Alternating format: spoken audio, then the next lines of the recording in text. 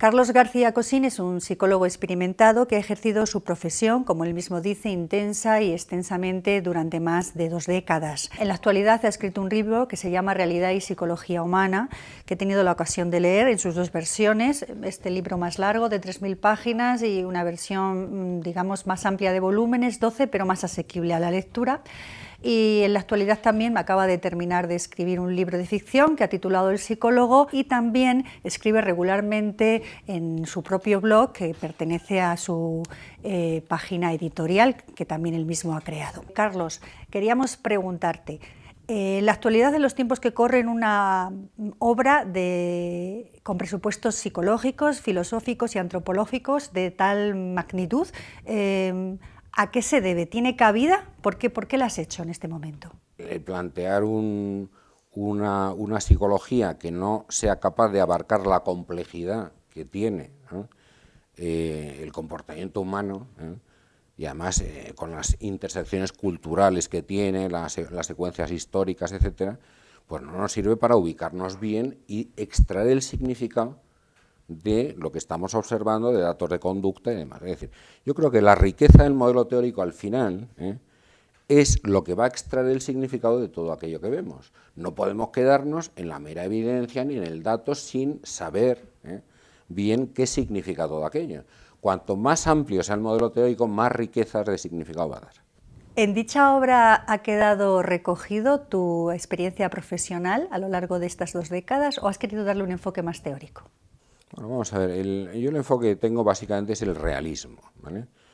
Y el realismo siempre se origina en la evidencia, es decir, siempre se parte de que hay cosas fuera de la mente humana que nos aportan información, que luego esa información vamos a procesar, a analizar, a indagar, etcétera, ¿no?, y a explicarla y comprenderla, ¿no? Entonces, claro, si yo no hubiera tenido muchos datos de personas que consultaban problemas y demás, pues no hubiera tenido punto de partida para hacer todo esto. Entonces, a lo largo de la obra, aunque no cito expresamente toda esa gran cantidad de personas que me han dado mucha información, sin embargo la tengo en cuenta constantemente. Entonces, de hecho, ellos son, esas personas, son el objeto de este trabajo. Lo que ocurre es que para entender bien a esas personas hay que tener un modelo teórico muy completo, precisamente hecho a partir de esas evidencias, y que sea congruente con toda esa evidencia. Podrá haber modelos teóricos distintos a este que también la tengan en cuenta, pero en mi opinión la conexión que tiene el ser humano con la realidad, que es de lo que trata sobre todo esta obra, yo creo que es el modelo más completo que a mí por lo menos se me ha ocurrido hacer. ¿Por qué no te has acogido directamente a los enfoques actuales con los que trabaja la psicología, como son el cognitivo-conductual, el organicista? ¿Por qué has querido dar esta versión más innovadora en tu obra? La ciencia, visto ahora desde cierta distancia y después de haber indagado en el problema, la ciencia estudia las leyes naturales. Las leyes naturales.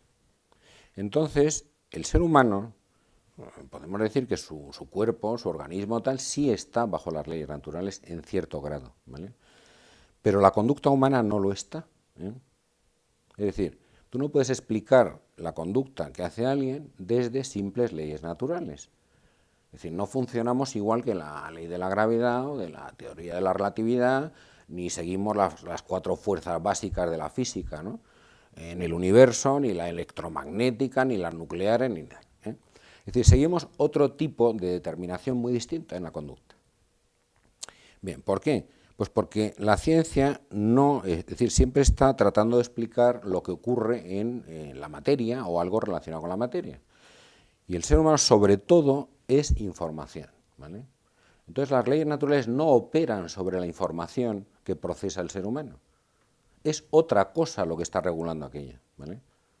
Tú pones a 2 personas en una bifurcación de caminos y cada una de ellas toma una decisión distinta y va una por un lado y otro por otro, entonces eso no te lo van a explicar las leyes naturales nunca, porque operan por igual en ambos casos. Entonces, ¿cómo se produce esa diferencia? Evidentemente porque una tiene unas creencias, una información que está determinando que elija una cosa y la otra, otra. Desde los enfoques actuales con los que se está abordando el tratamiento del ser humano, como pueda ser el organicista, se está caminando hacia una configuración de la persona estrictamente materialista. ¿Cómo crees que puede afectar esto, al final, al ser humano?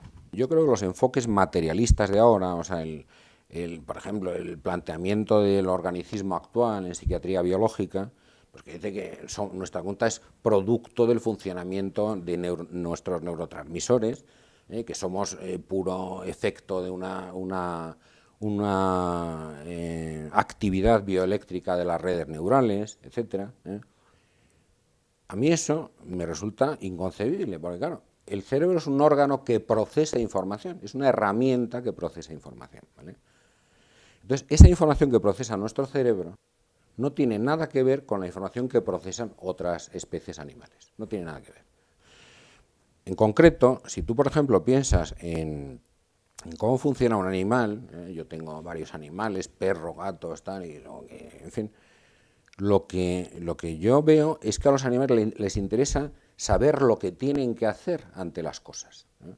Si hay fuego, huir, si hay comida, pues acercarse a ella, si tienen hambre, es decir, les interesa la acción. En ese sentido son, como se supone que ha sido el ser humano anteriormente a nosotros, serían como el Homo habilis, no como el Homo sapiens, ¿vale? El ser humano, yo creo que en su nivel actual por lo menos, ¿no?, se interesa sobre todo por qué son las cosas y por qué son, no lo que tiene que hacer ante determinados estímulos. O sea, yo no me fijo en los cambios ambientales para saber lo que tengo que hacer, sino que lo que me pregunto es por las cosas mismas y por lo tanto entro en otra dimensión, otra perspectiva completamente distinta acerca de la realidad. O sea, estamos abiertos al conocimiento de la realidad. Y eso es mucho más importante, en última instancia, como especie, porque va a afectar tremendamente al tipo de comportamiento que tenemos y además de una complejidad enorme. O sea, no tenemos respuestas simples ante las cosas, son respuestas muy elaboradas que proceden de un procesamiento informativo muy grande y muy diferente al que tienen otros animales acerca de las cosas.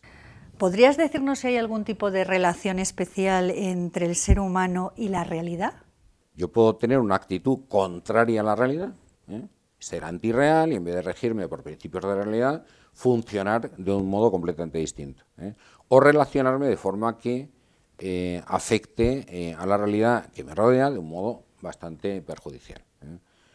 O también puedo verdaderamente servir a unos principios de coexistencia de lo que hay, intentar participar en la realidad de un modo que no sea destructivo ni para la otra parte de la relación ni para mí, y entonces todo bien. Es decir, nuestra relación con la realidad es de lo más variado, de lo más variado. Entonces, el hecho es que esas actitudes que tenemos los seres humanos distintas hacia la realidad es lo que yo creo que nos categoriza como grupos. Hay seres humanos que estamos dentro de ella o tratamos de estarlo, y obedecer a una serie de principios básicos, ¿no?, para poder funcionar en la realidad.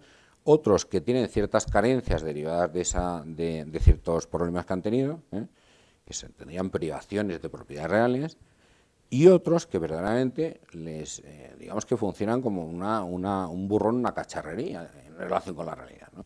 Y ya que has dejado claro el modelo teórico que tiene que tener la realidad, ¿podrías ahora explicarnos qué características consideras que debe de tener ese ser humano para ser real? Para que exista una cosa, dado que el concepto de existencia es puramente relacional, siempre necesita dos, ¿vale? Dos cosas que estén ahí. Es decir, una sola cosa, por definición, es absurda. Una sola cosa, el concepto, por ejemplo, del solipsismo, el solo existo yo, eso es imposible radicalmente. Es decir, tiene que haber siempre un contexto en el que al menos haya dos o más cosas que estén en relación, ¿vale? Entonces, nosotros no existimos, siempre coexistimos con algo. Entonces, eso a su vez implica digamos, unas reglas elementales, ¿no?, para que podamos coexistir, una de las cuales pues es primero que no haya una destrucción recíproca de los que estemos en un contexto existencial, ¿vale? Pero es que a su vez, para que tú sepas que existo yo y yo sepa que existes tú, necesitamos que yo te pueda conocer, saber que estás ahí, y viceversa. Es decir, yo me tengo que dar a conocer, tú conocerme y viceversa, con lo cual ahí entra en juego otro principio que no es el del bien, que sería la no destrucción recíproca, sino que además entran en juego otros dos factores interesantísimos, ¿no? Que es el principio de la verdad en el sentido que nos hace posible el conocimiento de algo exterior, y a su vez, que yo lo tengo definido tal cual, el principio de la belleza, que significa que tú te des a conocer, que no falsifiques, ¿no?, la información, ¿no?, que emerge de ti para que lo que aparezca existencialmente conlleve precisamente quién eres o las propiedades que tú tienes. Esos requisitos que precisamente entran en los sistemas reales, pues son precisamente los trascendentales de siempre, descubiertos por la metafísica tradicional, que son el principio del bien, la verdad y la belleza. Bueno, pues los tres elementos son condiciones necesarias para que algo sea real. Pero eso no basta. Por otro lado, lo que la realidad no tolera, esto ya es aristotélico y de principio de la metafísica, pues es que violemos el principio de no contradicción. Es decir, lo que no puede haber es nada que sea y no sea al mismo tiempo. Es decir, son leyes reales elementalísimas, pero que hay que verificarlas, ¿no? El principio de razón suficiente, de que todo tiene una explicación, una causa generadora de aquello. Es decir, no se crean las cosas como por arte de magia, sino que todo tiene una integración dentro de un contexto más amplio de realidad, y que esos principios hay que verificarlos, si no, algo no es real. Las cosas no se mueven, no tienen en sí el principio de su propia actividad, ¿vale? Y sin embargo, los seres vivos en general, sí tenemos en nosotros un principio que nos mueve, lo llevamos residiendo en nosotros, que es algo que yo entiendo que es la sustancia de los seres, ¿vale? Esa sustancia elemental, que bueno, es que nosotros nos movemos por nosotros mismos, llevamos en un principio dentro que nos mueve, ¿vale? Bueno, pues ese principio no es más que la sustantividad, que es una parte del yo, del ser humano. Y el otro componente que participa en el yo es la identidad personal. Nosotros tenemos que tener una definición de nosotros mismos en un sentido de tener una unidad como el sistema de componentes que formamos y además esa misma identidad que nos sirva para diferenciarnos del medio ambiente, del exterior. Si no, entramos en un problema gravísimo de diferenciación, yo-mundo, y eso ya trae problemas tremendos. Total, que necesitamos tener un yo que contenga una sustantividad y una identidad personal. En tu segundo libro, Realidad, Antirrealismo y Realidad, hablas intensamente de la conexión que existe entre poder y maldad. ¿Podrías explicarnos cómo defines tú el poder y qué relación tiene con el antirrealismo? El poder que tiene el objeto es la conducta ajena, no la propia. O sea, yo si funciono en términos de poder, lo que voy a tratar es de determinar tus acciones e incluso tu modo de ser. Si te tengo en formación, digo, bueno, pero yo quiero que Piedad sea de tal modo, la voy a configurar, voy a crearte, digamos, artificialmente como a mí me parezca oportuno. Eso es poder. Una condición elemental y esencial, como decía antes, de un ser vivo, es que él tenga en sí el principio de su actividad, que no esté fuera de él. Con lo cual, la violencia que se puede ejercer sobre un ser al que se le restringe ese principio, si tú te dedicas a gobernar al prójimo en vez de a ti mismo, pues entonces esa determinación de la conducta ajena, eso es poder y es siempre muy dañino. Entonces el poder viene a ser como una especie de expansión de uno mismo, ocupando un campo existencial mucho mayor que el que le correspondería tener. De lo que nos estás contando, parece que se desprende una relación bastante profunda entre la violencia y el antirrealismo. ¿Podrías explicarnos cómo opera el poder sobre los seres humanos a través de la violencia? Para mí la violencia es el ataque a las propiedades reales que pueda tener un ser humano. O sea, la violencia no es una cuestión solamente, y casi nunca además es mera cuestión física, o incluso muchas veces no incluye hostilidad física, agresividad física. Son cosas distintas. El poder sí verifica las propiedades elementales de ser, claro que tiene una sustantividad, una identidad, etc. Pero lo que no verifica son las propiedades trascendentales, que son las de la coexistencia.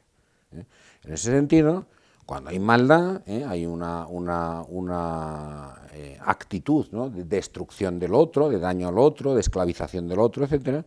Cuando hay maldad, siempre o casi siempre, la mayor parte de los casos, va vinculada a la falsedad y por lo tanto a la hipocresía, a la interpretación de papeles teatrales y a engañar al otro para que de esa forma, bajo ese engaño, que es una forma, es la primera y elemental forma de violencia que hay, el engañar al otro. Pero claro, si al otro le engañas, le metes una creencia falsa, él ya se rige por esa creencia y su conducta, ¿entiendes?, va a depender ya del engaño que uno le ha colado. Tú analizas las películas infantiles que hay hoy en día de Superman y de los magos y tal y cual, los superhéroes y tal, y en todos los casos, ¿no?, los personajes que se pone para que los niños admiren, que se les pone en los medios y tal, para que admiren, son personajes con poder, ¿vale?, con poderes, ¿no?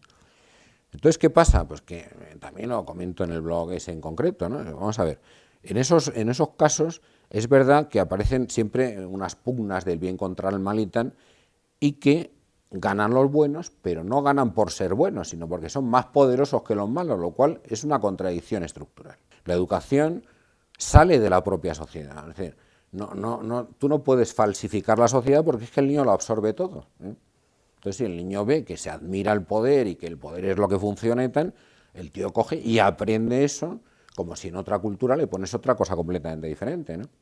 Y los niños son esponjas, ¿eh? Entonces, yo creo que vivimos ahora en una sociedad básicamente, ¿eh?, regida precisamente por cosas. Es decir, a la gente le gusta tener poder y admira al que tiene poder. Parece también, según nos explicas, que hay una conexión muy grande entre la realidad que has definido brevemente antes y las alteraciones mentales. ¿Podrías ahora explicarnos un poco más profundamente en qué consiste ese concepto de irrealidad? O sea, la irrealidad se ha venido a considerar que algo es irreal cuando no existe ni tiene posibilidad de existir. Es decir, una especie de ficción que a uno se le ocurre, ¿no?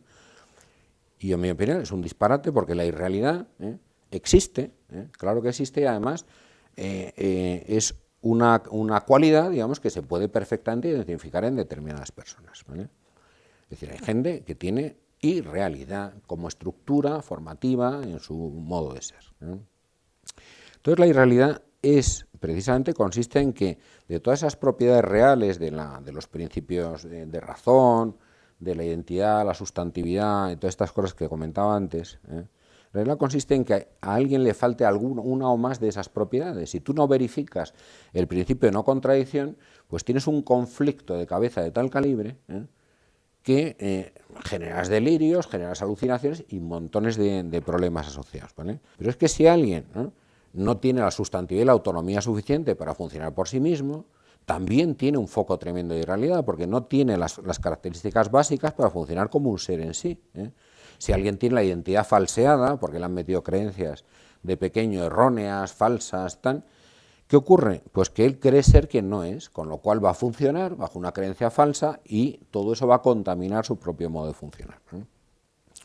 Entonces la irrealidad es la mera privación de propiedades reales, en que además cada privación de esas conlleva una serie de alteraciones asociadas, claro.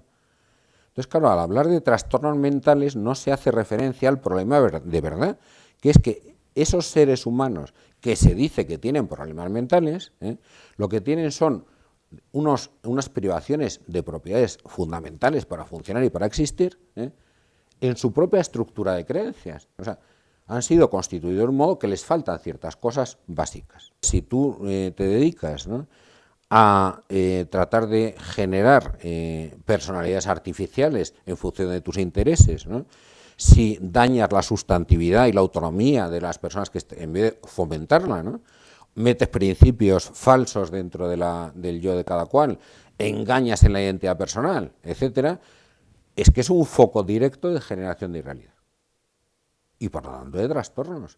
Entonces, a mí no me sirve que hoy en día se diga, no, es que es un problema de neurofisiología cerebral. Perdone, eso ni ha sido demostrado, ni se demostrará nunca, porque sobre todo el ser humano depende de la información y de las creencias que tiene albergadas en su cabeza, y eso a su vez depende de su historia formativa. Tradicionalmente hay dos grandes misterios referidos a la maldad y a la locura. ¿Qué relación hay entre ellos? Es que los malos están locos. No, jamás están locos. O sea, si hay alguien que no está loco, son los malos, ¿vale? Ahora, a su alrededor generan tal cantidad de trastornos, ¿me entiendes?, que a su vez esas personas que están privadas de algún elemento real debido a ese tipo de abusos o lo que se les haya hecho, nos encontramos con que ellos decimos, sí, es que este tío tiene un problema, le falla la razón, ha perdido la razón, está loco, tal, ¿no? Pero es que esas personas precisamente son las que no son dañinas, en ningún caso. Es decir, son víctimas del poder, pero en ningún caso.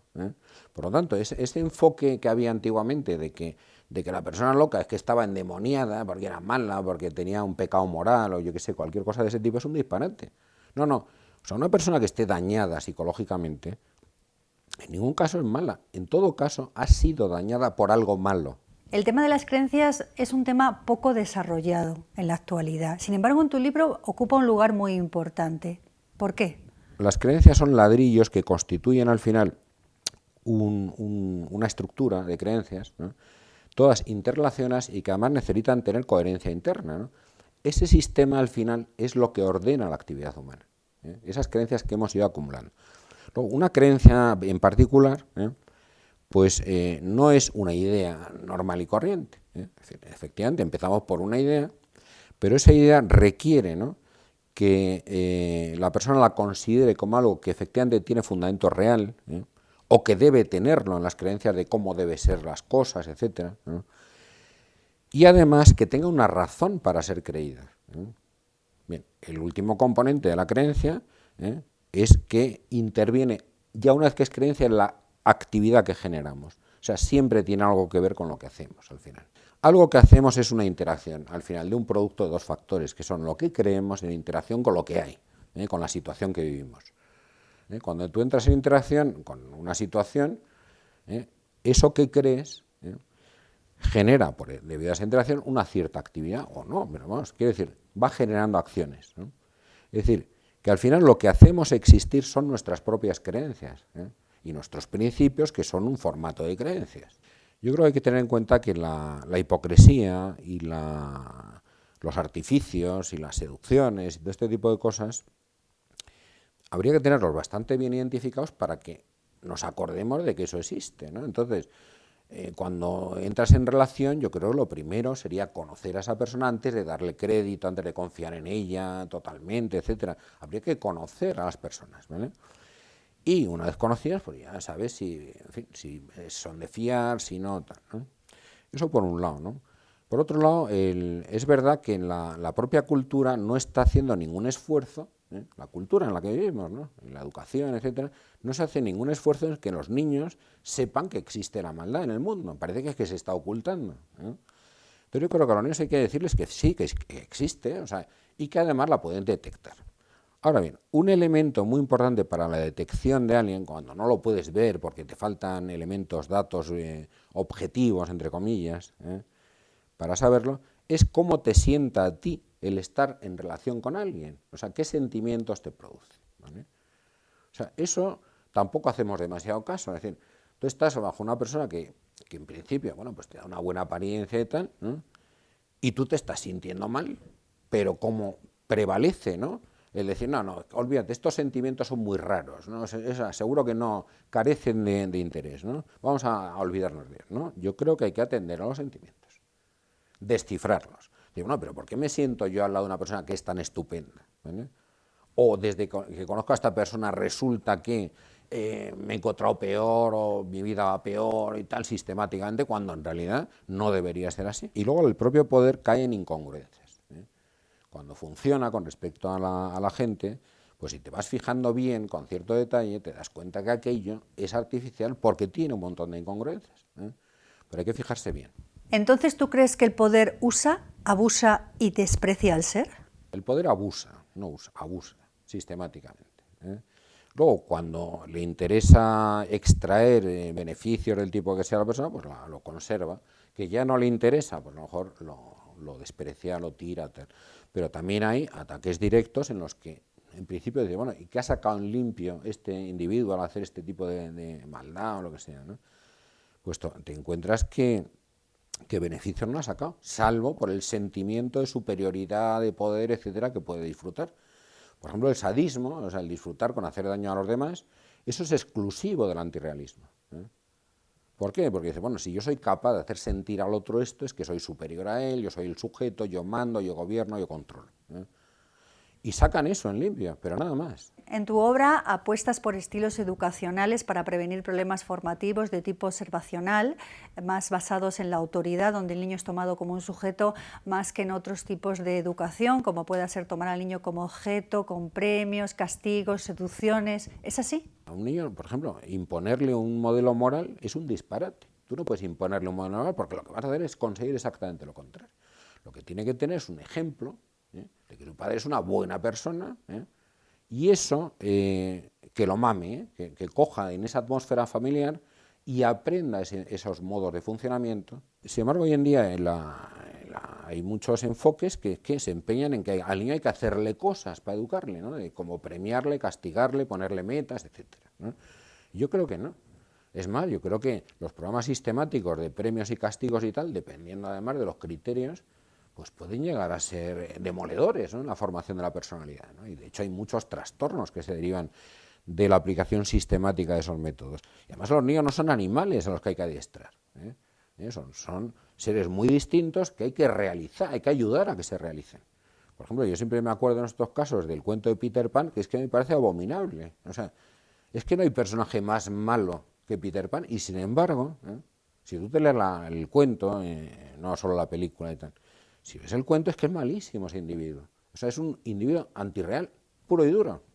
Y se le pone a los niños como un ídolo, ¿no?, que vuela, que el Capitán Garfio, que tal y cual.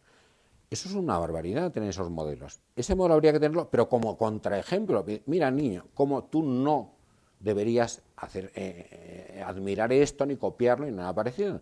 Porque es que este individuo es lamentable, ¿vale? Es muy dañino, tal. No cojas este modelo, y además explicárselo. Una vez producidos los problemas de personalidad y que se manifiestan ya, empezamos a verlo a partir de la adolescencia y edad adulta, con su cristalización, ¿qué se puede hacer en ese momento? El tipo de problemas que se hayan suscitado en la infancia, en modelos educativos erróneos y demás, ¿no?, al final el pozo que quedan y lo que determina, ¿no?, que alguien esté mal cuando llega adulto, es la estructura de creencias. Es decir, ese almacén de memoria del sistema de referencia interno es lo que queda de aquello. Entonces, quiero decir que las causas de hace 100 años no producen efectos hoy, ni mucho menos, ¿no? Tiene que haber algo entre medias, ¿me entiendes?, que ocurra hoy que produzcan esos efectos. Entonces, eso que está activo produciendo los mismos efectos es, en el caso del ser humano, el sistema de creencias. Entonces, obviamente, el interés radica en cambiar las creencias que se vea que están detrás de los problemas, que sean causa de esos problemas, intentar cambiarlas, pero a veces no es fácil.